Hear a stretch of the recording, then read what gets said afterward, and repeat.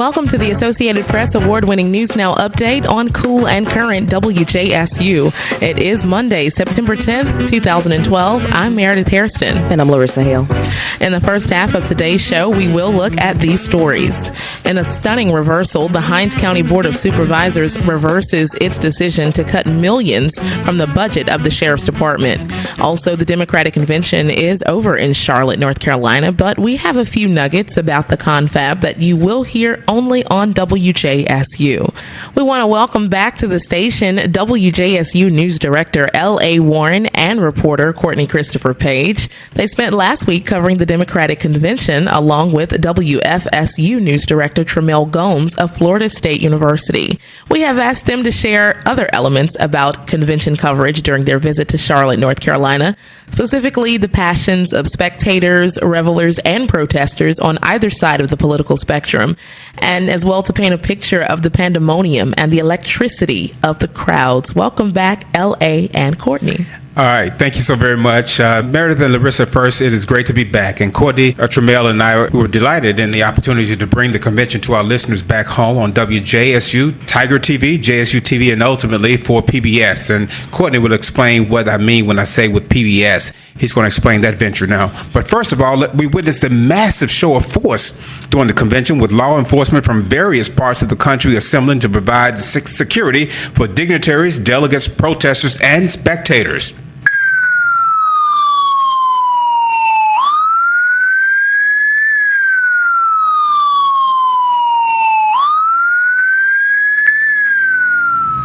Now, lines of police and SWAT teams on bicycles, motorcycles, and squad cars punctuated the streets near the Time Warner Cable Arena. And also, there was some tense moments when delegates were unable to get inside the smaller Time Warner Arena, Meredith.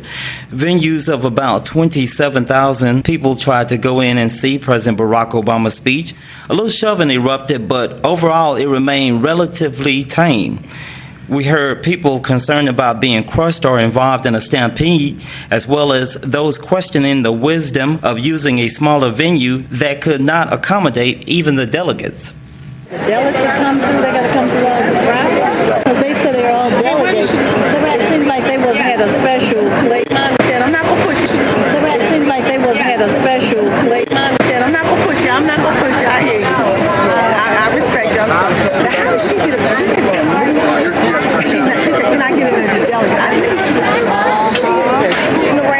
Now, that speech was originally planned for the nearby Bank of America Stadium, but due to the prospect of rain in the forecast, the 70,000 plus seating capacity at the stadium was nullified, and it did not rain, allowing Democrats to save face, if you want to say, with angry individuals. Now, Actually, Courtney, it did rain. Actually, I want to correct that. Yeah, that is true. It didn't rain at that particular time because it did rain earlier during the day, a little bit after 2 o'clock in the afternoon.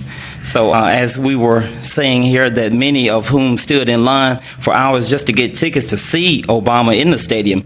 It also negated comments from Republicans who claimed that the real forecast was that Obama would not be able to fill the stadium. Obviously, it would seem that Mother Nature was on the side of the Democrats. And speaking of delegates being shut out of the Obama speech, now we spoke with Hawaii Representative Cindy Evans to get her thoughts about the convention while she waited futilely to get inside Time Warner Arena. Now, she told WJSU the most pressing election issue for her in November. Creating jobs, the economy. I mean, without a doubt, the economy is just so critical, but there's so many pieces to it. Higher education, workforce development. We're moving into a new age. We're in the information technology age. We have to retool our schools. We have to retool our higher education. We have to teach our kids the skill sets that they're going to need for the new workforce that's here. So workforce development is a huge piece. Now, as mentioned, Representative Evans is from President Barack Obama's home state. Now, she is a majority leader, the floor leader, and represents Hawaii's 7th District of North Kona and South Kohala. Now, beyond that, Meredith, we also spoke to a college student about his optimism of the future, and he piggybacked on the inspiration from First Lady Michelle Obama during her profound speech at the convention. When we were first married, our combined monthly student loan bill was actually higher than our mortgage. Yeah, we were so young, so in love, and so in debt. And that's that's why Barack has fought so hard to increase student aid and keep interest rates down, because he wants every young person to fulfill their promise and be able to attend college without a mountain of debt. Now, here is what recent graduate Tony Hall of Springfield, Virginia, had to say. Yeah, I'm definitely very hopeful about the future. Michelle alluded to a lot of it in her speech last night, saying that when her and Barack first got married, they did have a lot of student debt themselves. So that's a familiar scenario, and it's a lot easier to identify with somebody who's been in my own shoes as opposed to, somebody who may have been born with a silver spoon in their mouth or who hasn't necessarily had to worry about money problems throughout their life.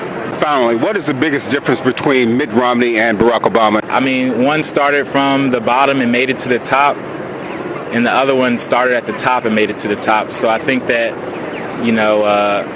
not to say that their work ethic is, different. Both of them are very, very hard workers and definitely have done, their fair share of work to get to where that they are today. But it's just like one of those things where you look at one individual and you can identify with them a little bit more than you can with the other.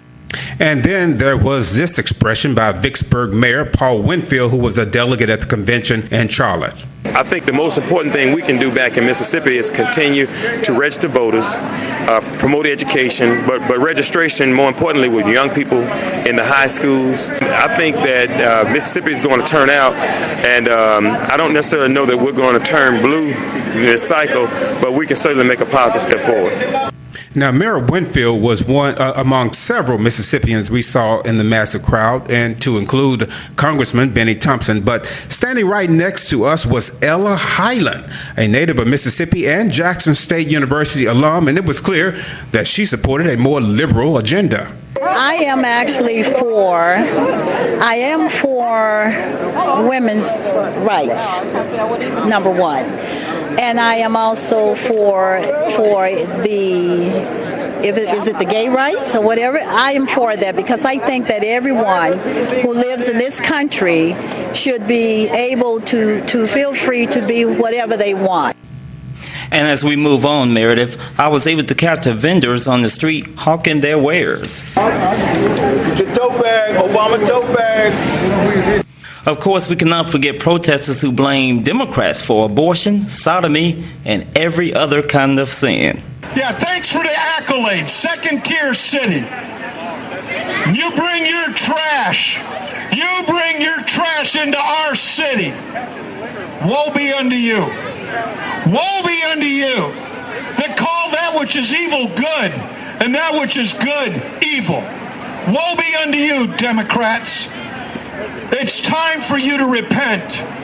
You need to repent, young lady. You've been walking around here parading your stuff and strutting your with all of your F words. That's what you Democrats call us, second tier. Why are we second tier? Because we believe in the Bible. Thanks for that middle finger, sir. Courtney, it sounds like things got a little tense and perhaps vulgar. Yes, Meredith. People delivered impassioned pleas, and they were not willing to back down. And one passerby mocked a reference about sex between two men that we cannot say on the air. All right. Well, thank you, Courtney and LA. And we definitely want to say thank you to Tremel Gomes for all of that great coverage. Thank you, Tremel.